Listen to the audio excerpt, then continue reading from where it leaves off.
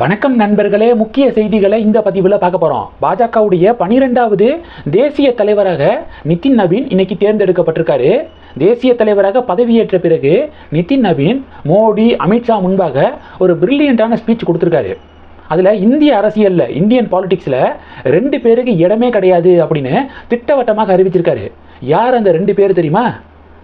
ராமர் பாலம் இருப்பை மறுப்பவர்களுக்கும் கார்த்திகை தீபத்தை எதிர்ப்பவர்களுக்கும் இந்திய அரசியலில் இடமில்லை அப்படின்னு நிதின் நவீன் அறிவிச்சிருக்காரு. திருப்பரங்குன்றத்தில் மலை மீது இருக்கக்கூடிய தீபத்தூணில் தீபம் ஏற்ற விடாமல் திமுக தடுத்துட்டாங்க அப்படின்னு மென்ஷன் பண்ணியிருக்காரு. சரியான தீர்ப்பை வழங்கிய நீதி அரசரை பதவி நீக்கம் செய்ய துடிக்கிறாங்க இந்தி கூட்டணி, அதுக்கெல்லாம் நம்ம விட்டுறக்கூடாது அப்படின்னு நிதின் நவீன் பேசியிருக்காரு. ஒன்று ராமர் பாலம் இருப்பை மறுப்பவர்கள், இன்னொன்று கார்த்திகை தீபத்தை எதிர்ப்பவர்கள், இருவருக்கும் இந்திய அரசியலில் இடமில்லை அப்படின்னு நிதின் நவீன் பேசினது பாஜக தொண்டர்கள் மத்தியில் பெரிய உற்சாகத்தை ஏற்படுத்தியிருக்கு. இது ஒன்று. 2வது செய்தி, அமெரிக்காவுடைய அதிபர் ட்ரம்ப் இருக்கார்ல, அடிக்கடி கோமாளித்தனமாக ஏதாவது ஒரு விஷயம் பண்ணிக்கிருப்பார். கிரீன்லாந்தை எங்களோட நாங்கள் எடுத்துக்க போகிறோம் அப்படின்னு சொல்லிட்டு அறிவிச்சிருக்காரு. யாராவது எதிர்த்தீங்கன்னா வரிக்கு மேலே வரி போட்டுருவேன் அப்படின்னு மிரட்டிக்கு இருக்காரு. இப்போது ட்ரம்ப்பு ஐநா சபைக்கு மாற்றாக போர்ட் ஆஃப் பீஸ் அப்படின்னு ஒரு அமைப்பை தொடங்கியிருக்காராம். போர்ட் ஆஃப் பீஸா. கிரீன்லாந்தை வலுக்கட்டாயமாக எடுத்துக்க போகிறேன் அப்படின்னு சொல்லிட்டு தெரியக்கூடிய ட்ரம்ப்பு இன்னொரு பக்கம் போர்ட் ஆஃப் பீஸ் அப்படின்னு சொல்லிட்டு ஐநாவுக்கு மாற்றாக ஒன்று ஏற்பாடு பண்ணுறாராம். யாராவது உறுப்பினராக இதில் சேரணும்னா 9,000 கோடி ரூபாய் செலுத்தி மெம்பர் ஆகிக்கலாம் அப்படின்னு சொல்லிட்டு அறிவிச்சிருக்காரு. நாங்கள் எதுக்கு தேவையில்லாமல் இதில் வந்து சேர போகிறோம் அப்படிங்கிறதான் உலக நாடுகளுடைய கருத்தாக இருக்குது. ஐநா ஒரு டம்மி பீஸ் தான், இல்லைன்னு சொல்லலை. காஷ்மீர் விவகாரத்தை ஐநா கிட்ட கொண்டு போனது தான் பெரிய தப்பு. நேரு பண்ண மிகப்பெரிய மிஸ்டேக்கில் ஒன்று அது. ஐநாவுக்கு கொண்டு போகாமல் இருந்திருந்தா இந்நேரம் பாகிஸ்தான் ஆக்குபைடு காஷ்மீர் இந்தியாவோட இருந்திருக்கும். அதனால் ஐநாவுக்கு யாரும் முட்டு கொடுக்க தயாராக இல்லை. அதுக்குன்னு ட்ரம்ப்புடைய போர்ட் ஆஃப் பீஸும் ஒழுக்கமாக இருக்கிறதுக்கு வாய்ப்பு இல்லை. இது 2. 3வது, அண்ணாமலைக்கு பெருகும் ஆதரவு அப்படிங்கிறது 3வது டாபிக்கு.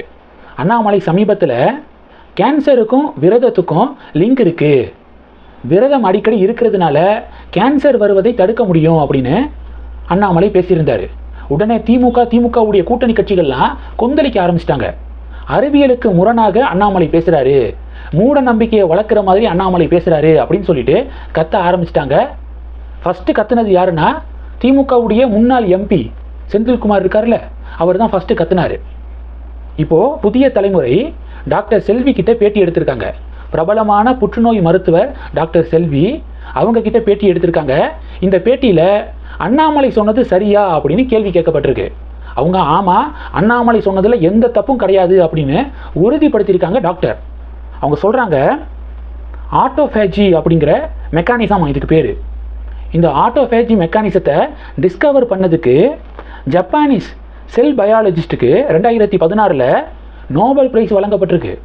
அண்ணாமலை இப்போ சொன்னார்ல, இதை 2016 ஜப்பானீஸ் ஒரு பயாலஜிஸ்ட்டு டிஸ்கவர் பண்ணியிருக்காரு. அதனால அவருக்கு நோபல் பிரைஸ் வழங்கப்பட்டிருக்குங்க. அந்த பயாலஜிஸ்ட் பேர் யோஷினோரி ஓசுமி அப்படிங்கிறது அவருடைய பேர். 2016 அவார்டு வாங்கியிருக்காரு. ஆட்டோஃபேஜி அப்படின்னா செல்ஃப் ஈட்டிங் அப்படின்னு அர்த்தம். செல்கள் தங்களை சுத்தம் செய்து புத்துயிர் பெற உதவும் அடிப்படை செயல்முறை தான் செல்ஃப் ஈட்டிங், அதாவது ஆட்டோஃபேஜி. இதை தான் அண்ணாமலை சொல்லியிருக்காரு. புற்றுநோய் மருத்துவர் செல்வியும் அண்ணாமலை சொன்னது 100% சரிதான் அப்படின்னு உறுதிப்படுத்தியிருக்காங்க. இப்போ இந்த வீடியோ ட்ரெண்டிங்காக ஷேர் ஆகி யாரெல்லாம் அண்ணாமலை அறிவியலுக்கு முரணாக பேசினாரு அப்படின்னு கத்துனாங்களோ அவங்க எல்லாத்துக்கும் பதிலடி கொடுத்துருக்காங்க பாஜகவினர். இப்போது இந்த செய்திகள் எல்லாத்தையும் பற்றி உங்களுடைய பார்வைகளை மறக்காமல் கமெண்ட் பண்ணுங்கள். தொடர்ந்து கணக்கில் இருங்க. அடுத்தடுத்து நிறையா பதிவுகளை பார்க்க போகிறோம். நன்றி. ஜெய் ஹிந்த்.